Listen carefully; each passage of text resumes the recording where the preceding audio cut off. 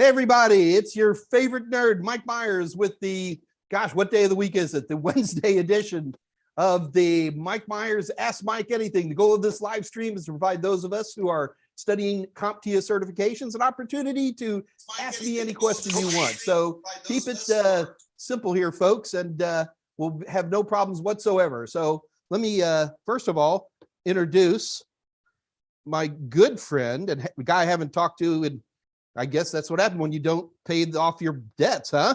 Doug Jones from Boeing is with us today. Doug, say hello if you don't mind. Uh-oh, we just lost Doug. We had him, we lost him. You're muted, Doug. Sorry. Yep, I'm back on. Sorry, it's because I started getting audio through here again. Can you hear me? We can hear you just fine. Say hello to everybody if you would. Hello, everybody. Sorry about that little technical glitch. As soon as we started live streaming, I started picking up the audio on a different speaker, and I was trying to shut it off. Well, that sounds like something I would never do.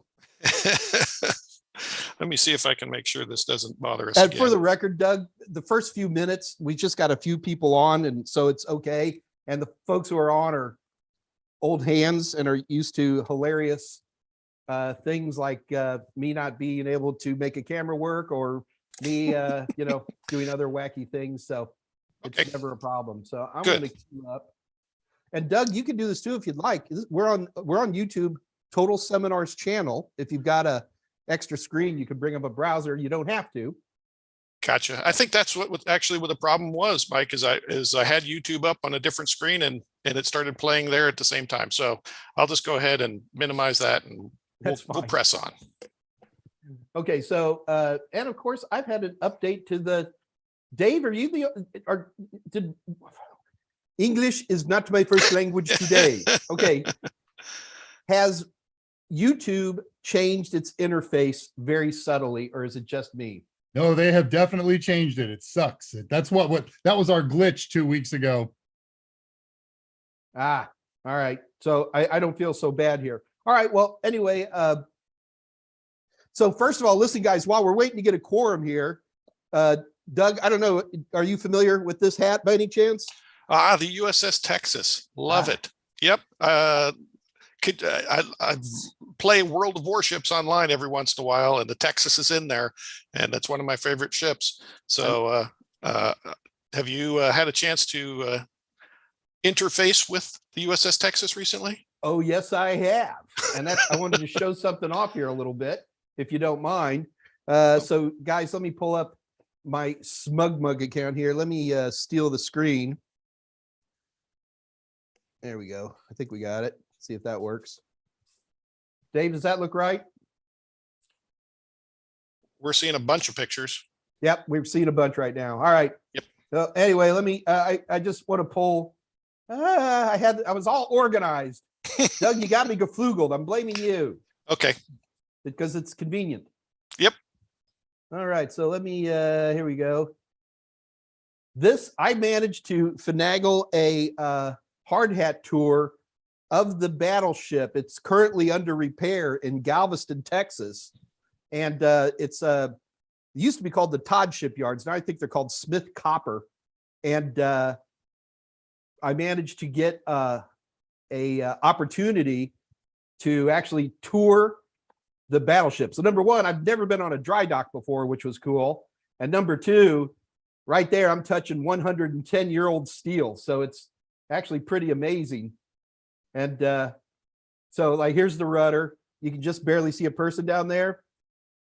First of all, the rudder is permanently stuck at 17 degrees. That's where it was set when they actually put it into port back in 1948. And it's all frozen up now, and it's no reason to change it. It's no great motivation. But inside of this, it's all wood. So it's a metal sheathing, but it's wood. And then to preserve the wood, they use tallow, of all things. And the guy's saying this, and then one of the other people on the tour, they go, well, why is there tallow in there? And I said, well, because birds love it. I thought that was funny. Yeah, I got about the same reaction with those guys, so don't worry about it. Oh, well. So this, I just want to show a couple of pictures here real quick. So how's that? There we go. So this is the torpedo blisters that they're rebuilding all this. This was originally put, last time it was in dry dock was in the late 1980s. And if you see this black stuff, whatever they put on in the late 1980s, it's fantastic, except for one problem. They only put it on the outside. So the poor ship's been rotting on the inside really bad. And so they're doing a bunch of repairs there. A lot of new steel going in. Where's the other picture I wanted to show you guys? So, so yeah, we had to actually look in it a little bit. That was kind of fun. That's as close as they let us to getting on the ship, is right there. Now, was that a hatch that pre-existed, or did they cut that hatch in to do the work? This is all cut. Oh, okay. There's a couple of hatches, but they really don't have any function anymore. Right. And they'll literally cut an old hatch in half. They don't care. They just want to patch good metal on it. Gotcha. Cool. And I was surprised. This is kind of fun. What surprises me about the Texas is that compared to later battleships and certainly aircraft carriers, it's tiny. But man, is it big. It is huge. It's absolutely incredible. And there was one other picture I wanted to show you guys. And so I couldn't pick up the battleship no matter how hard I tried. It was very heavy. And I think my pants were about to fall down there too, judging by the look of that. Mike Atlas Meyers Yeah. on the job again. That's why I'm shrugging, right? I'll be a gulcher. And I think those were all the pictures I wanted to show you guys. But anyway, it was amazing. This is kind of cool. This Miss Amanda went with me. And this is at the very bow. And I was like, is this some kind of weird sonar or something like that?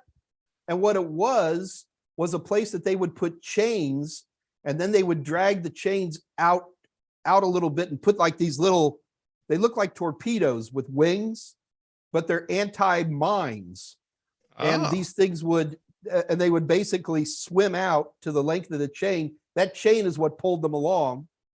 And they're used to, this was put in like 1919, and it was used to, for anti-mines. It was absolutely fascinating. So That is neat.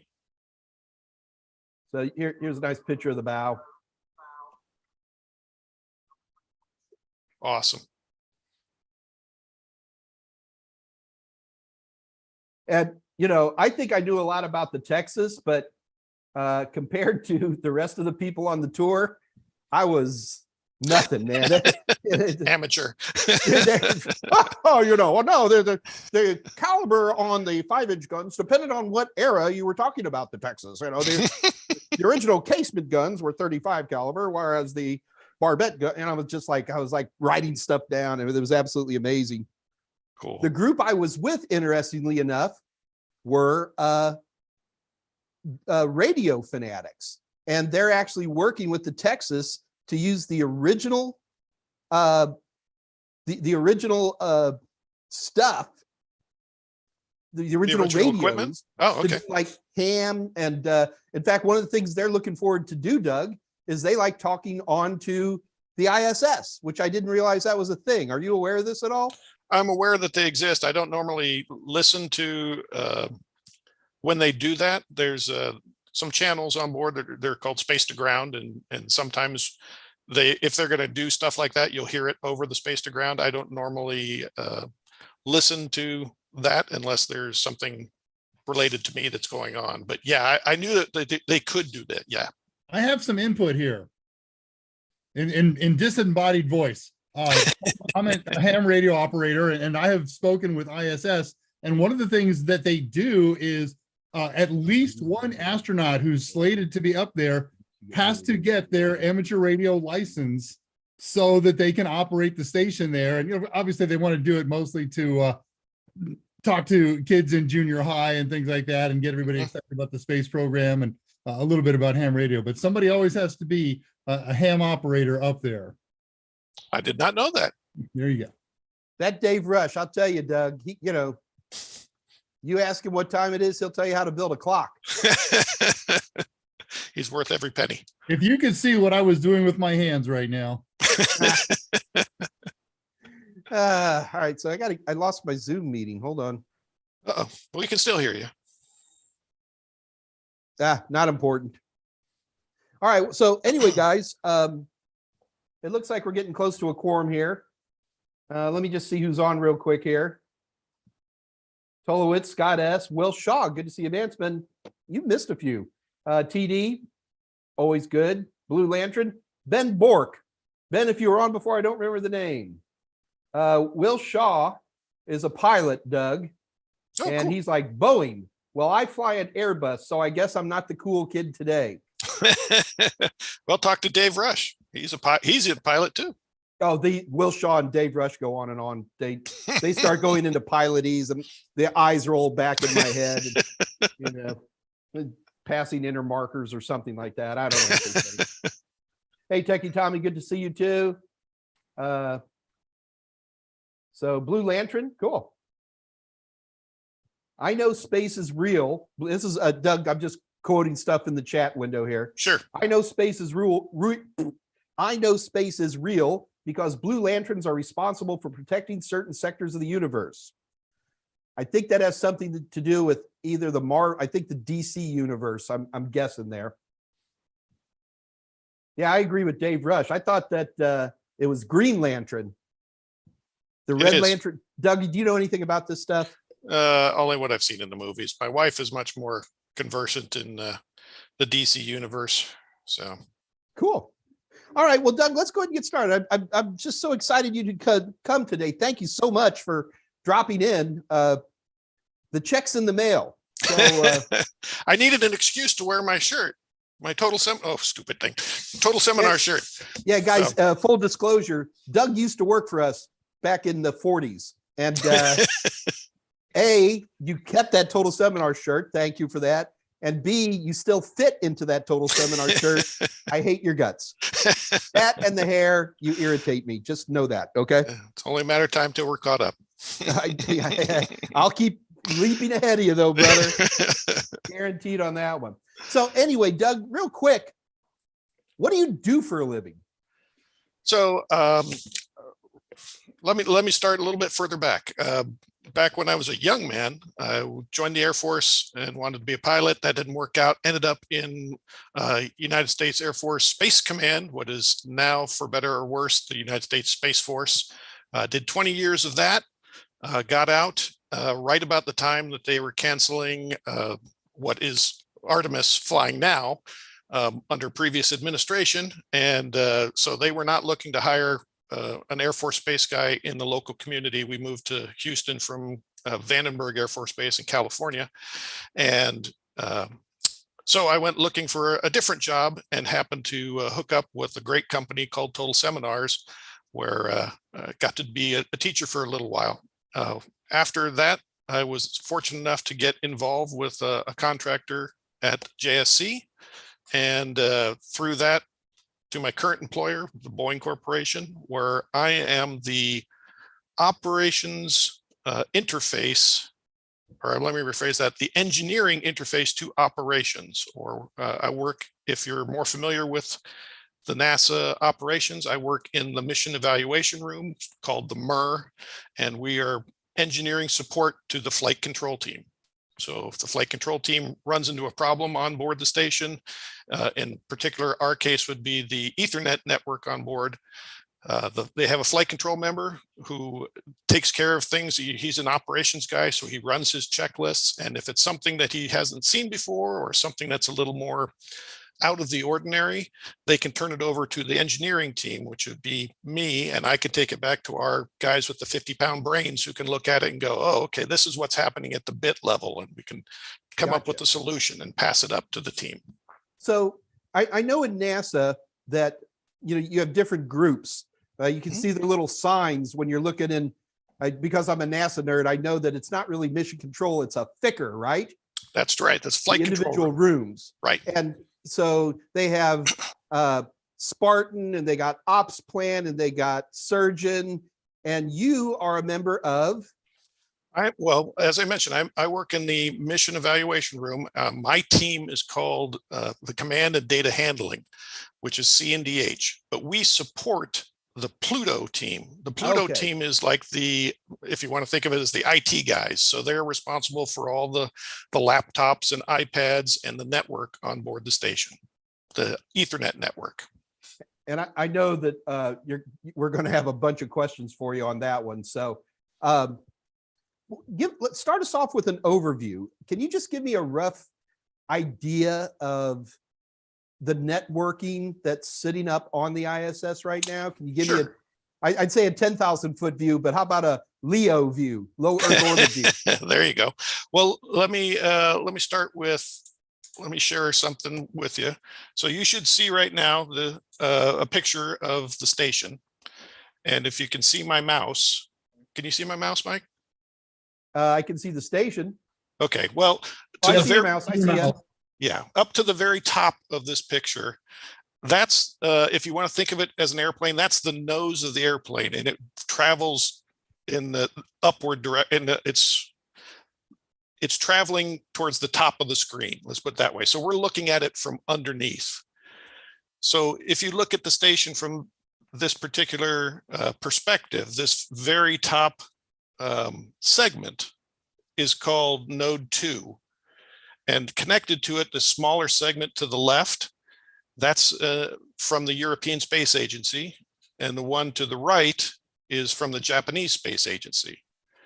So they both connect to node 2, and below that is what's called the US lab segment, and below that is you've got these weird orange looking things. That's actually a vehicle that's attached to the station. But if you were to be beyond that, that's node 1, and to the right is node 3. And so the station is built in segments.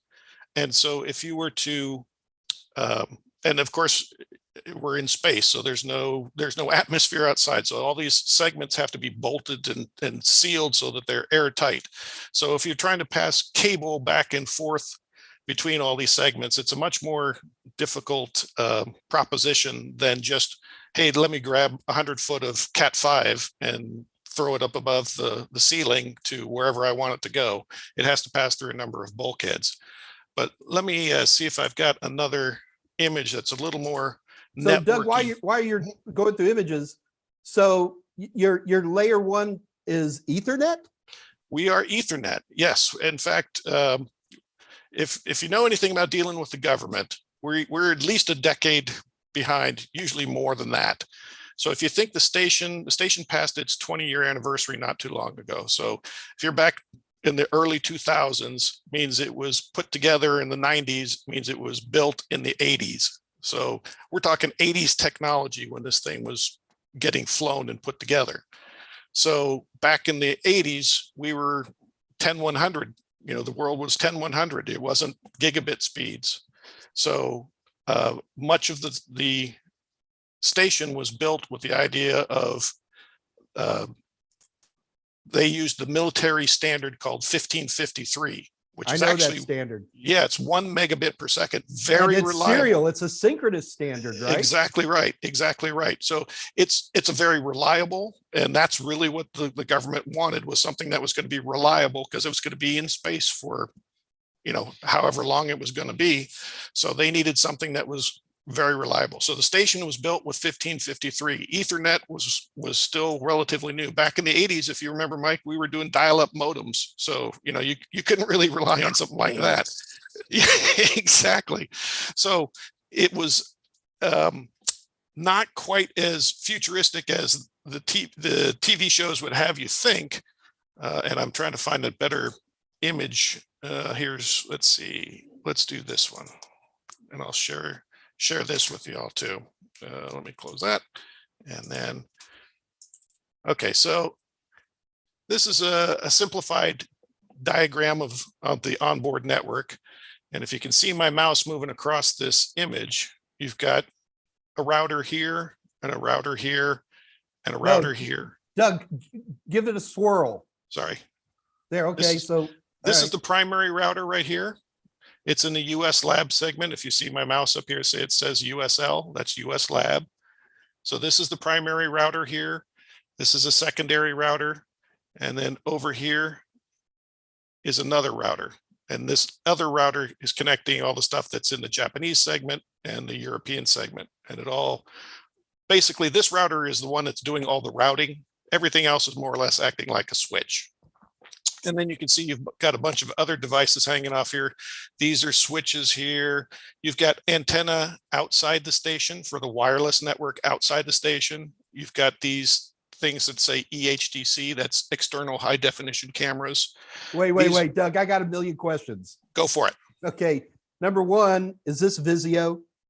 It was created in Vizio. I'm pretty Yeah, it sure definitely looks like Vizio. Yeah. All right, all my Cisco guys are going to be crabby that you're not using old school Cisco iconography here. First of all, there's a wireless network only for outside the ISS. Well, there's two separate ones. There's one internally and then there's one externally.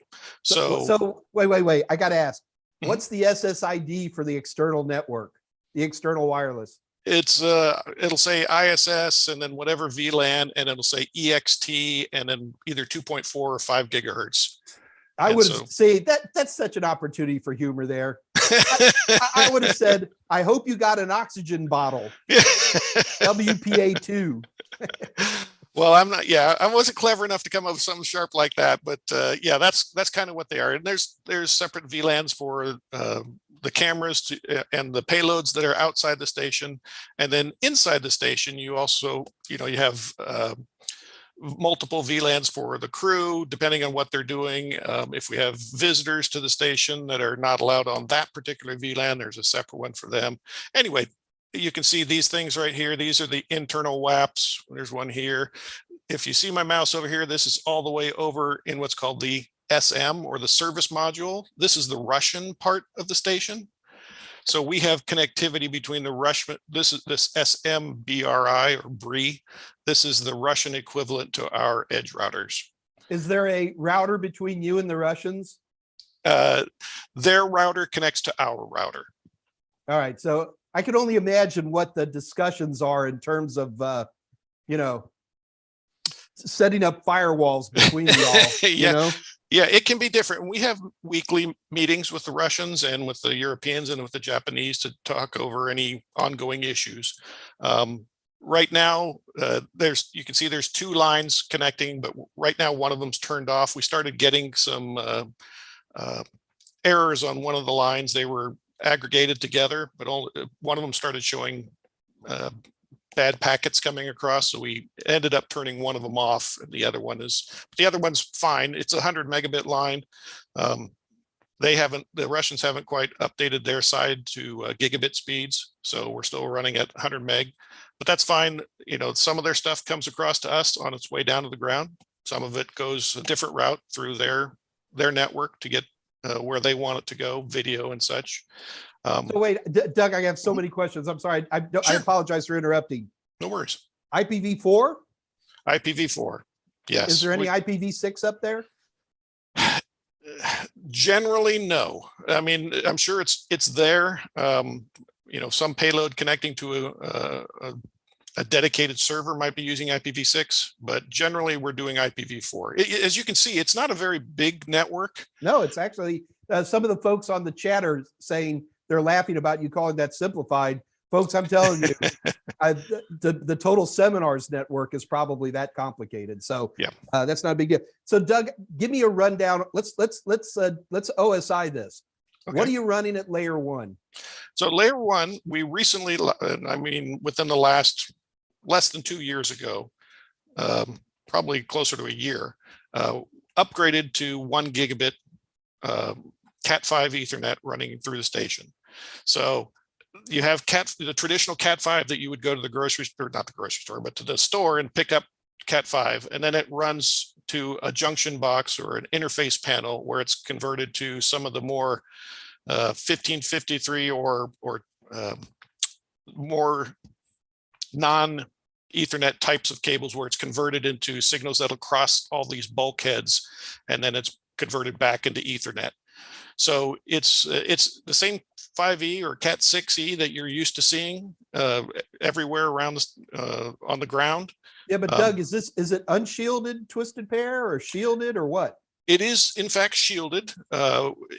We're in a constant radiation environment. So it was necessary to shield these cables, and especially the 1553 cables, but also the Ethernet cables. In fact, I should probably go back just a shade. You know, the station was launched with no Ethernet on board, as I mentioned, and it wasn't until a little more than a decade ago that somebody said, you know, 1553 is reliable, but it's not very convenient. Ethernet's much better. Why don't we do Ethernet? And so an experiment was put on board the station where they took a purposely designed router and a 10100 router and put it on board and started plugging in laptops to it. The laptops up to that point had been just standalone units, and that the Ethernet, or the Joint Station LAN, as we call it, JSL, was born. And it was just 10100, very simple, one router, and they started just adding pieces to it. And this is all COTS hardware. So would you go ahead and define COTS for everybody? COTS is a commercial off the shelf. In other words, you could go buy this from a company if you'd like to. It's not necessarily cheap, but it is commercially available. At least it was at the time that the government bought it back in the late 90s, early 2000s. Okay. And so they would, so they won STP cables all over the place, and to these laptops to make sure that there's no interference from radiation. Radiation is one of those weird problems that the space station runs into that COTS devices aren't typically manufactured to account for. So that is can cause problems, and that's where I would spend a significant amount of my time, is trying to resolve those issues. A radiation induced event. Hey Doug, you know how to get rid of radiation problems really quick? How's that? Go to fiber. Well, yeah, but fibers. Well, we had enough problem passing copper between these segments. If we have to run fiber between these segments, if you've got a few $100 million, we could probably do that, Mike. Hang on, let me check. I'm a little light. Talk to me on Thursday. Gotcha. Okay. Yeah, I'll get back to you on payday. So you upgraded everything to 1 gig. Correct. 1 gigabit. And, so if I were to see one of these routers, would I see the word Cisco on the side or something like that? You would not see that. I could tell you the brand if you'd like to know what it is. It's not like a national secret. It's AI Tech is the router. And they're gigabit routers. That was the first step of our gigabit upgrade. We updated the routers, and then we started putting we had 10100 switches. These were Hirschman 16 port. They had the M12 connector. Do you know what the M12 connector is, Mike?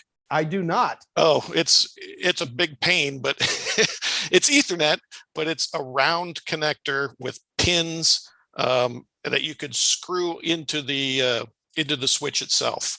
So it worked, and they've been very reliable, but it's not the easiest. When everybody comes to you, you go, oh, Ethernet, great, here's my RJ45. And we go, nope, you're gonna have to convert that to an M12 connector. So we started replacing the routers first, then we went to the switches and the WAPs, and the last thing was to get the cables done. In fact, we're still working on the Japanese and European segments to get them gigabit rated. So it's an ongoing project, and it runs at the speed of government. So hey, Doug, do me a favor. Sure. Can I have control of the screen for a moment? Sure. Let's give it right back to you. Let me just do one thing. Let's see. Up at the top. Yeah, let's see. Remote control, is that what it is? It should say, it should be red, and it should be stop sharing or something like that. There you go. All right, so let me do this real quick, because I was interested, so I know everybody else is. So this is, I just did a quick search. Yep. Is that an M12 right there? That's an M12. Okay. And interesting. I've never even heard of this before. Yeah. Neither had I until I saw one of these switches. I was like, why did we do that? Well, the reason they did that is at the time that they were looking for switches, they have to radiation test all the stuff. You don't want to put something that's really easily corrupted by radiation or takes a lot of hits from radiation. And in this particular case, the switch that they chose had M12 connectors. And so that's what the one they went with. to get Well, it. I would certainly working. bet that M12 being screw in would probably beat an RJ45 in a vibration test. Yeah, that's another issue I run into not infrequently is you've got crew members floating around in 0G and a stray foot goes by and kicks a device, a NAS or a switch, or grabs one of these cables and pops it out, and they've either broken the RJ45 or the device becomes connected. And a lot of times the crew doesn't realize they've done it. And so we have to say, hey, can you go over and check the cable? And sure enough, oh, the cable's not in the RJ45 like it's supposed to be. And they ended up, having to click it back in place, and hey, shocking, everything starts working again. Gotcha. Hey, Doug, would you do me a favor and put that very interesting graphic back up, please? I'd love to. I got a couple more questions. And we also have some questions on the from the peanut gallery here. Sure. Dave Rush asks, because Dave's just as nerdy as me, ICBRI, is that basic rate interface? It is not. I didn't think so. Yeah, it's where is it? I didn't see it. It's over here in the Russian segment. Over here? Right. You see where my mouse is? I do. And I believe it's just it's Cyrillic translated into English. And Gotcha. I think that's just their abbreviation, or I don't know, to tell you the truth. Okay. What it stands for, but that's its name. Fair enough. So this is fascinating, Doug. I mean, this does not look like that hairy of a network to me. I mean, it's got a little, I got to talk about some of these there's actual like paper printers on there. There is, yes, there is a, excuse me, a printer for the crew to use. If they were asked to do a specific procedure, they can print out the procedure and they can study it beforehand.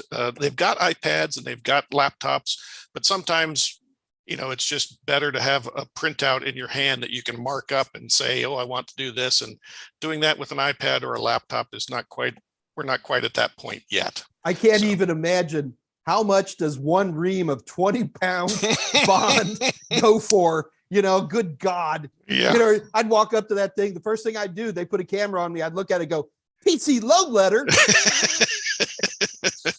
That's crazy. Yep. I mean, so guys, you guys don't know this. One thing I do know about NASA is if it's on the ISS, it is inventoried and it has an inventory number and everything is. And Doug, I wouldn't put it past NASA to inventory every piece of paper. Is it that bad? It's not every piece of paper, but they do keep track of all the ink cartridges, and the printer itself has a storied history of working and then not working. Again, these are commercial devices that you could go pick up. They're not meant to operate in 0G, and sometimes that interferes with their performance. They've kind of gotten it mostly reliable. Let's put it that way. Well, I mean, you think that's actually a fascinating point. I mean, laser printing process is still on the A+, right? And so that transfer corona, which I always thought it used gravity, and then it used the static cling, for lack of a better word, to go against the gravity. But it would almost seem like there'd have to be a fan in that thing or something like that.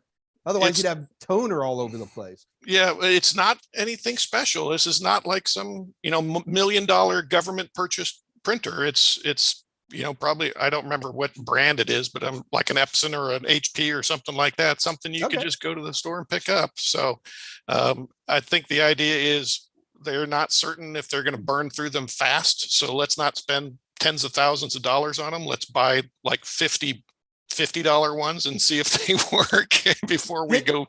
$50 to buy it and $5,000 to fill the ink cartridges. Okay, all right. Well, yeah, all right, that so too. Doug, let's move over to wireless. Okay. Give me, I want to know the 802.11 standards. I want to know encryption. You know what I'm curious about. Gotcha. So these WAPs are, we use internal and external WAPs. They are Bel Airs, which Bel Air was bought by Ericsson, a long time ago. And so they're no longer available, but they were, I'll call them pseudo 802.11n WAPs. In other words, they went beyond B/G, but they weren't 100% reliable in N. So you get more bandwidth than a B/G, but you don't get true N performance. Are you running 5 gigahertz band at least? We're running 5 and 2.4 gigahertz interior. Exterior, we are 5 gigahertz only. And that's really, the idea. If you're outside the station, there really should not be that much where the payloads are being stored or mounted. There shouldn't be any obstruction between the WAP antennas and the device. So 5 gigahertz seemed like, and the higher bandwidth, everybody loves higher bandwidth. So that's what they decided to go with externally, was 5 gigahertz. So you shouldn't have the problems. You're not going to go outside the station length anyway. So you should be 5 gigahertz should be plenty. For distance, but what about EMI? Well, EMI, we have had anomalies that we have chalked up to EMI, but by and large, they work pretty darn well. We're getting payloads streaming at 40 megabits per second. Multiple these EHDCs, these external high definition cameras, they're streaming high definition video during EVAs. There's also suit mounted cameras that the astronauts have got on their system that's also streaming high definition video. So all at about 8 megabits per second. And the problem comes in when they start floating around near some of these larger let me share that thing. Some of these larger obstructions. Oh, did I close all those? Oh, that was stupid. Where's my pictures? Hey, Doug, while you're looking for that, I got a question. Sure, go ahead. The document that you've been operating from there is beyond fascinating and kind of national secret. Is it downloadable from anywhere? No, it's not. Okay. And I made sure to, the things, fortunately, NASA doesn't work with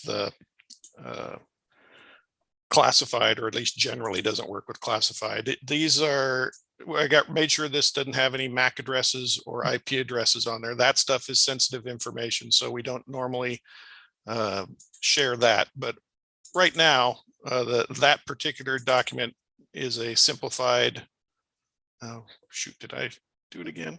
Right, thanks, it's a simplified version that allows you to demonstrate the network without giving away anything sensitive. Very good. Thank you. I'm off. So there we go. So There's actually, there's some good questions. Scott S asked a question earlier.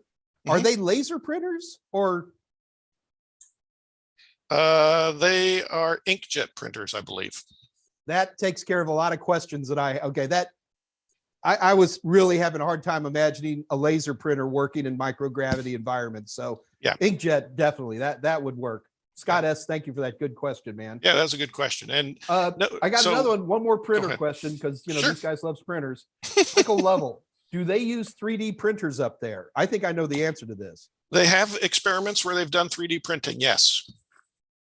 So So the idea, I might be able to add even more than what Doug knows in that particular one.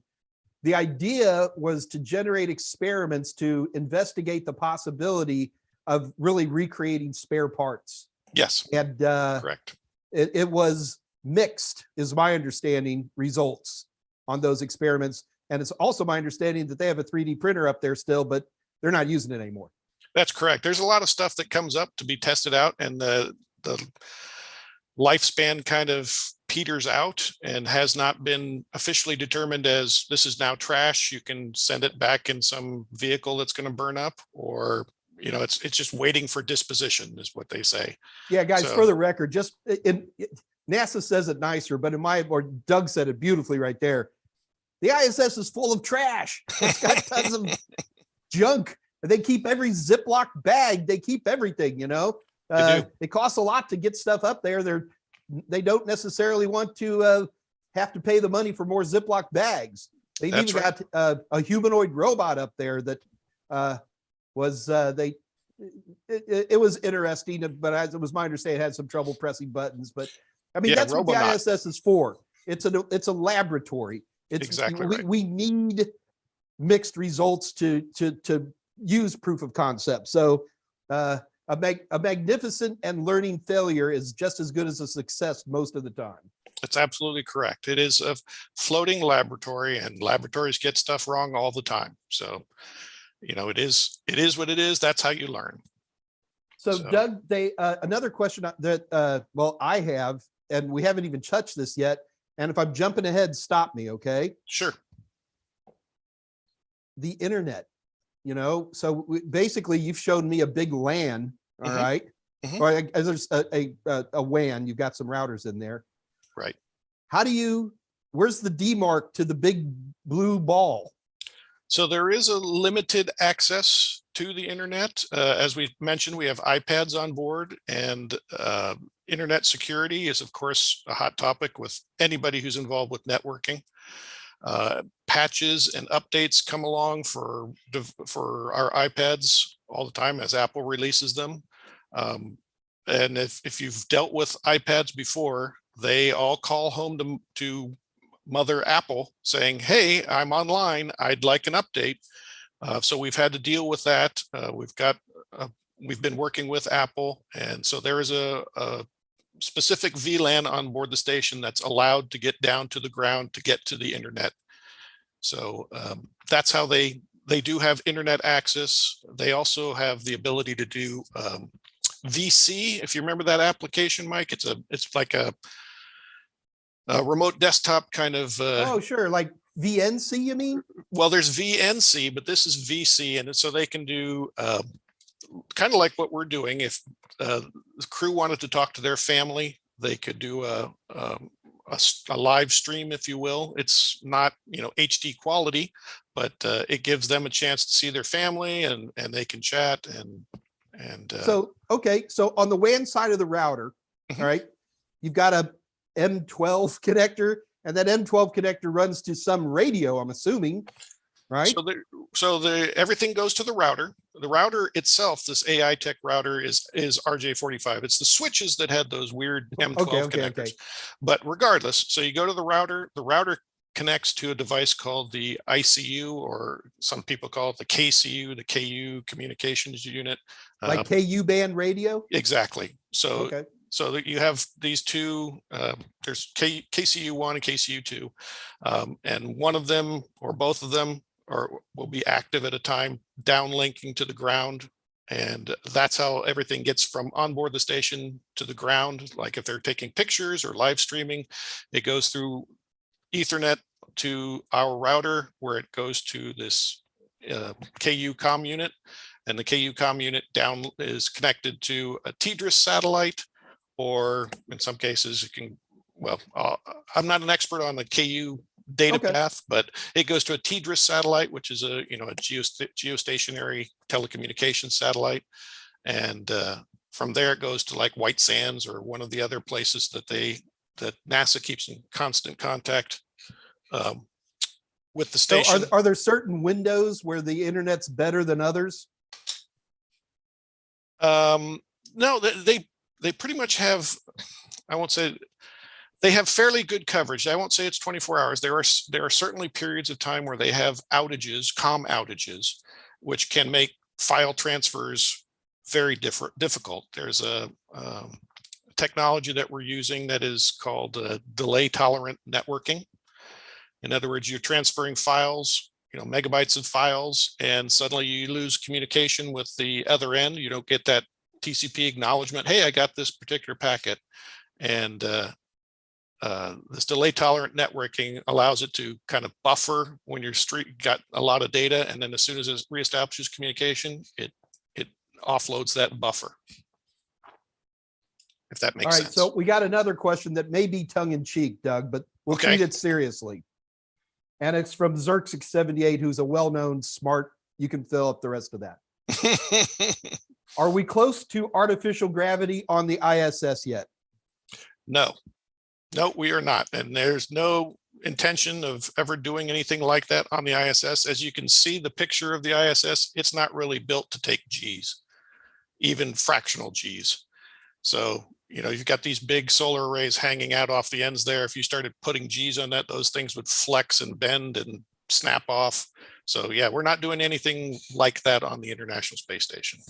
Yeah, I remember, this is all public, so I can talk about this, that there was a inadvertent thruster that took place, what, like 2 years ago or something like that? I don't think it was that long ago, but yeah, it was a while ago where I don't really have a picture of it, but there are thrusters on the vehicle itself to help it maintain its attitude control. And one of the segments, the thrusters just decided, hey, I'm going to start firing. And basically the whole station did this slow 360 in space. And in the air, we call that a barrel roll. Yeah, that unintentional, uncommanded barrel roll. Yeah. It was a testament to the good engineering of NASA that it handled it with aplomb.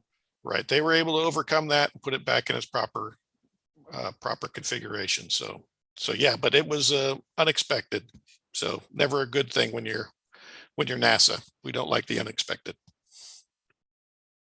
Perfect. All right. So I'll tell you what, before we get into too much more depth, Doug, we've only got 15 minutes left. Can you believe that?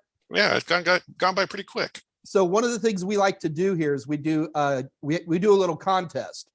So let me do a quick lead on this. Okay, first of all, folks, we're gonna have a contest right now. We are all, you, not me, I've already got it. You are all competing for 90-day access to the TotalTester of your choice. We have all kinds of different CompTIA as well as non-CompTIA certification practice questions, which we call the TotalTester. And whoever wins this competition we're about to have will win 90 days free access to the TotalTester. So with that in mind, we need a question. So what I was thinking we could do is we ought to talk about some of the cool stuff that you're talking about here, Doug. So, all right. So Doug was talking about the type of cabling that's used on the ISS, which is shielded twisted pair for the most part, right, Doug? That's absolutely correct. All right. But the acronym STP has another extremely important meaning. Doug, do you agree with this statement? I agree. We've encountered this particular acronym on occasion, and it's not been a happy experience for us. I can imagine. So what I need you guys to do is STP has two meanings. One is shielded twisted pair, but there's another meaning for STP. The first person to write down what the other meaning, and this is a networking thing, okay? So, all right. The first person to write down the right answer wins 90-day free access to the TotalTester of their choice. So, oh, we already got a winner. That was easy. We got some pretty smart folks in here, Doug. I was going to say, very good. So the right answer, Ben Bork, congratulations, Spanning Tree Protocol. Ben Bork, you are the winner of 90-day free access to the practice questions of your choice. However, Ben, in order to get those, you have to jump through one small hoop. Let me hold on just 1 minute here, Doug. There we go. So Ben Bork, in order to claim your prize, you have to send an email to Dave Rush. Dave Rush's email is daver@totalsem.com. In that email, Ben Bork, you must, number one, put your YouTube name, which is Ben Bork. Number two, in that email, put your email address. I know it's an email, just use the return address. Nope, because we've been ripped off by that way. So you've got to put your email address in there as well. And number three, Ben, let us know. Sorry, there's some funny answers to STP, Doug. I'm laughing a little bit. And then number three, Ben, please let us know which practice exam you want. Ben, in order to receive your prize, you must send this email. If you don't send the email in some kind of timely basis, which means in the next 3 minutes, no, I'm kidding. But, you know, in the next day or two, you can't have the prize. So first of all, let me give a big round of applause to Ben there. Here, Doug, you got to do it like this. You ready? Watch. I'm ready. Here you go. Are you round of applause? There you go. All right. An orbit of applause. Send that email to Dave Rush, and you are today's winner of today's contest. I should come up with a better name. Win a dream date with Mike.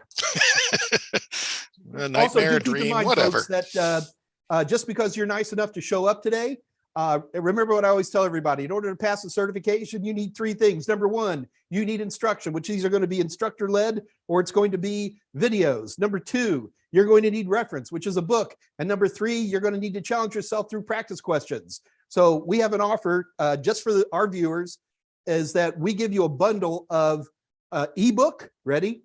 An ebook and our TotalTester practice questions for 50% off. We're already the cheapest out there. So our prices are insane. So do take advantage of that. In order to claim this, just head over to www.totalsem.com. Dave's going to put this in the chat window. Head over to totalsem.com, head over to our merchant area. When you're in the merchant area, just pick an ebook. It's not a paper book. Pick an ebook. Let's say you're interested in Network Plus. Grab the Network Plus ebook, then grab the Network Plus TotalTester, put those in your cart, and just before you check out, type in RACE, R-A-C-E, in the discount window, and you will get half off. These are incredible deals, and you should definitely be taking advantage of that. Also, keep in mind, we have a Discord server. Dave's got that posted in the chat window. Please join us. I wouldn't say it's a big Discord server, but I would say it's a chatty one. And especially like if you have a more technical question, especially like if you need to fire up a camera and show somebody something, there are better techs than me in there, to be honest with you. And they're always happy to answer questions for you. Please take advantage of that. Last, please join me on LinkedIn. Dave's got my LinkedIn profile link right there. And just go ahead and at very least follow me, but you're welcome to connect with me as well. I don't care. Come in and say hello on LinkedIn.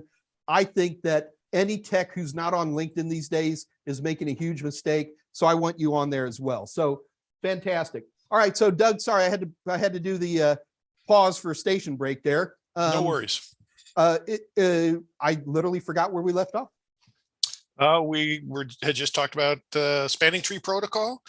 Just as a little anecdote, we had a payload that was connected wirelessly and wired. The idea was that they would never be both on the network at the same time. However, they powered on one without powering off the other. It formed a network loop, and it was not happy days on board the ISS. And that's when spanning tree protocol would have helped us, or should have helped us, and it apparently didn't. So we had to figure out another way to prevent that loop from forming on a network. Never a good thing to have a loop. Bridge looping between wireless and wired is an issue. And Yep. we're seeing on the more advanced routers that they can often have a setting for that, but it's outside of good architecture for that to happen. And Correct. obviously your architecture is fine. Somebody did there's a nice term for this, a spontaneous network. You know what I mean? Exactly. We chalked it up to inexperience of the crew. This is their inexperience of the payload operators. This was within the first couple months of their deployment on board the station. So we think that somebody just didn't get the word or didn't remember that, hey, you have to do this step first before you do that step. So, hey, Doug, think about this. If you were doing this with terrestrial stuff, something like this, not only would you get a bridging loop, but you'd also be getting rogue DHCP servers too. I can't even imagine how much fun that would be. 192, 168 ones, come on.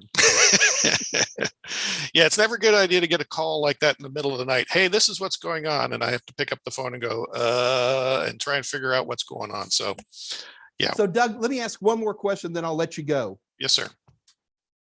Network management tools. Are you guys using SNMP? Are you using SIM tools? Anything like that? Yeah, we use an application called SiteOps, and it is an SNMP application. And so we monitor. In fact, that's what I do first thing every morning is I log into this application, and it maintains a connection as long as we're talking to the station. It lags behind about 5 to 15 minutes, but I can monitor all the major infrastructure devices, and I do a kind of what's the state of the network. And then I talk to the flight control team and see if they came up with any problems over the evening. And that's how I start every single day, with one of those network management tools. And it's saved us a lot of time, and it's a great application for going back in history. If you come in on Mondays and they go, hey, something happened over the weekend, this application allows us to go back in time and go, oh, I can see here Friday night this happened and it went offline, or whatever the issue happens to be. So yes, very familiar with it. And do you handle, like, do you get to set your own SNMP traps, or do you count on the crew to set stuff like that up? No, we set it up, and in conjunction with the manufacturer, we can tell them, but because we use COTS devices, a lot of the OIDs are already in existence, and so we can just import them into our tool, and so they are already aware of a lot of the hardware we have on board the station, so we don't have to do a whole lot of customization. So that makes things easy. OID is the built-in SNMP database that comes with lots of devices. Right. And boy, they sure make life a lot easier, because, well, without it, I'd be in trouble. Yes. Try to use this old X509, 2.7.3.8. What the heck is that kind of stuff? So very Right. cool. Very cool. We got one more question. I think we're going to wrap this one up, Doug. Okay. Once again, tongue in cheek. Be careful with this guy. Space station SCADA. Does the concept of SCADA come into play at all? Devices that have AI, or like you said, the delayed networking, the network, to me, the delayed networking thing you were talking about, that is a SCADA function, because you come down here and there's some controller box on a railroad track. They do the exact same thing. And, but does the word SCADA even appear on your all's radar? No, it doesn't. A little bit more about that DTN, or delay tolerant network, is that as we're getting closer to going to the moon, this technology is going to be used more and more, because there's a significant amount of time difference between when you send something from the moon to the time it arrives on the ground and gets to where it's supposed to be. So you've got to be able to handle that big, multiple second delay between a sending and an acknowledgement. And, traditional Ethernet's not really set up to do that. So cool. All right. Well, man, Doug, thank you so much. That was absolutely fascinating. I'm first and foremost a space nerd. Did you recognize my patch? I did not. I've never seen that one. This was 55. Oh, okay. So STS 55. STS increment 55. So, cool. Yeah. That's before my time. Good times. Oh, God, seriously, Doug, I have 30 or 40 NASA shirts, and I've worn a few of them out. I've literally had to buy more. All right. Well, listen, Doug, don't hang up. We're about to close, so we can do a newlywed game goodbye together here in just 1 second. But we do have one more question, and that is Nubian Queen. Will I be covering VPNs? The answer is Nubian Queen, as I think we already have. All you have to do is come in here through the Total Seminars channel and do a search for VPN. Dave can double check me, but it's already out there. Dave's looking it up for you. So Nubian Queen, we're going to sign off, but Dave will get that for you, or you can find it yourself. Just do a search in Total Seminars channel right here on YouTube, type in VPN. And I think we did 2 episodes of it like 2 years ago. Doug, has anything changed on VPNs in the last 2 years? Not that I'm aware of. Not that I'm aware of either. And certainly enough to get you through Network Plus and to a lesser degree Security Plus. Right. All right, man. Guys, we are out of here. We will be, don't forget, Dave Rush will be on this Friday with Dave Rush AMA, DRAMA, better known as Drama. Dave's goal in life is to use Raspberry Pis. Now, he's not teaching you Raspberry Pis just for the gratuity of it. Dave believes that Raspberry Pis can replace more expensive systems to help you learn A+, Net+, Security+. Why lean on a $1,500 system when you can do the exact same thing for $35? And so you definitely need to check that out. And of course, Dave also has the same giveaways I do on Friday. So check that out. We've got, I forget who's coming in on Monday, but Dave will post that in there too. But for right now, I'm going to go ahead and say bye-bye, Doug. Mike, wait a minute, Mike. Don't be a stranger, okay? Thank you very much, Mike. Wait a second. You don't have anybody coming in on Monday, but Steve Nicholson is going to be here on Wednesday. Yeah. Is he going to be ready to talk about Active Directory? As long as he's not flooded. Yeah. All right. Yeah, Doug, you didn't hear this story. Doug, do you know I'm stepping down from Total Seminars? Did you know that? I did not know that. Oh my gosh. I got bought out last year. I'm now a member of National Cyber Group and a founding member of that. And we're bringing on new dynamic SMEs to kind of pick up the torch. And Steve is a great guy. He's doing the A+. And not quite as amazing as me, but better looking. Not that that's a great boast. And we're on Wednesday, we'll be doing a discussion on Active Directory, which is something folks have been asking about. So Awesome. come in and say hello again sometime. It's literally been 5 years since I've spoken to you, hasn't it? I know it's been a long, long time. All right. Well, you'll welcome back. just Yes. checked in as well, saying hi to Doug. What was that? Who? Shannon Murdoch just checked in to say hi. Oh, hi, Shannon. Good night, Mike. All right. All right, guys, we're out of here. Be good and be sure to tune in with Dave Rush's AMA on Friday. Here we go, Doug. You ready? I'm ready. Win game. Bye-bye. Bye-bye. And you guys